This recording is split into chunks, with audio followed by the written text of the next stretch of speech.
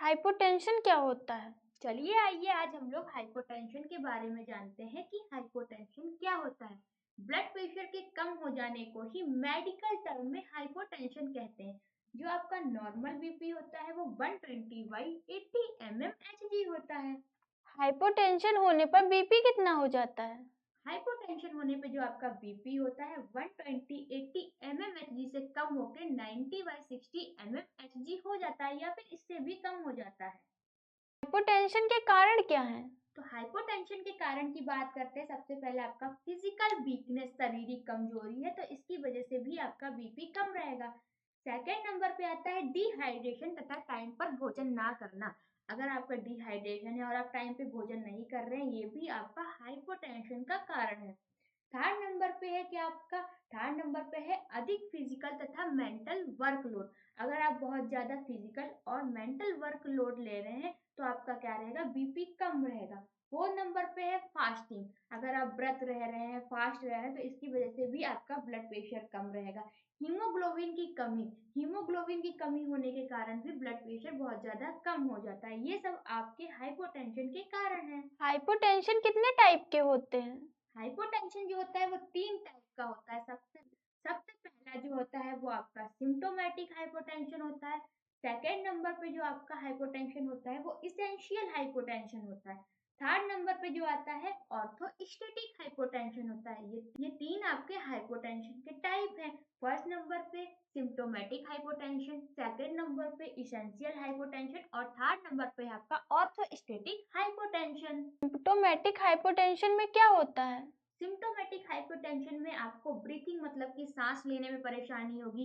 Parallel skin, आपकी जो skin होगी वो पीली पड़ जाएगी। स्वेटिंग, बहुत ज्यादा पसीना आएगा।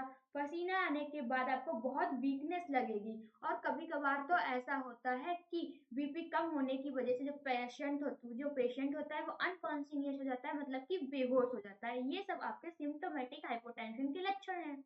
ऑर्थोस्टेटिक हाइपोटेंशन में क्या होता है? ऑर्थोस्टेटिक हाइपोटेंशन में वर्टिगो की स्थिति होती है। ये वर्टिगो क्या होता है? जैसे कि आप आराम कर रहे हैं, बैठे या फिर लेटे, एकदम से खड़े होते तो आपको क्या होता है, चक्कर आता है, कमजोरी लगती है, इसी को वर्टिगो कहते हैं। इसेंशियल हाइपोटेंशन में क्या होता है?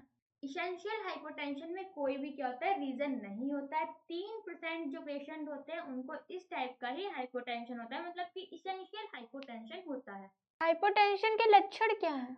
लक्षण की बात करें तो सबसे पहला जो लक्षण है वो नोजिया, मतलब कि आपका जी मचलेगा, उल्टी जैसा लगेगा पर आपको उल्टी नहीं होगी। वॉमिटिंग, उल्टी होगी। वर्टिगो, अब वर्टिगो क्या, अगर आप एकदम से खड़े होते तो आपको चक्कर जैसा लगेगा, तो ये आपके हाइपोटेंशन के सबसे पहले लक्षण है, नोजिया, वॉमिटिंग, वर्टिगो।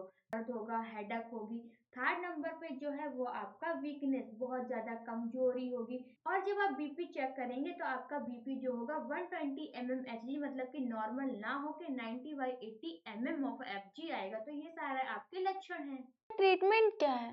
ट्रीटमेंट की बात करें तो सबसे पहले जो है आपको पेशेंट को कंप्लीट बेड रेस्ट देना है। बेड रेस्ट के बाद एनएस लगानी, मतलब कि नॉर्मल सलाइन देना है। फिर ओआरएस देते रहना है। अब ओआरएस क्यों देना है, जिससे कि पेशेंट को डिहाइड्रेशन ना हो, इस वजह से ओआरएस देते रहना है। फिर आपको विटामिन, मिनरल, प्रोटीन वाली जितनी भी चीज है वो आपको पेशेंट को देना है।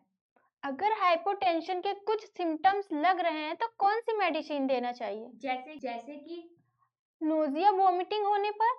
अगर आपको हाइपोटेंशन में नोजिया और वॉमिटिंग का सिम्टम दिख रहा है तब आपको जो लेनी है वो रेनिटिडीन और डोमिपेरिडोन टैबलेट लेनी है। हेडेक होने पर? हेडेक होने पर आपको डाइक्लोफिनेक एंड पैरासीटामोल लेना है। वर्टिगो होने पर आपको प्रोक्लोराजिन टैबलेट लेनी है। तो हम लोग ने हाइपोटेंशन के बारे में जाना। अगर आपको वीडियो अच्छी लगी हो तो लाइक करें, कमेंट करें और हमारे चैनल को सब्सक्राइब करें। वीडियो लास्ट तक देखने के लिए थैंक यू सो मच।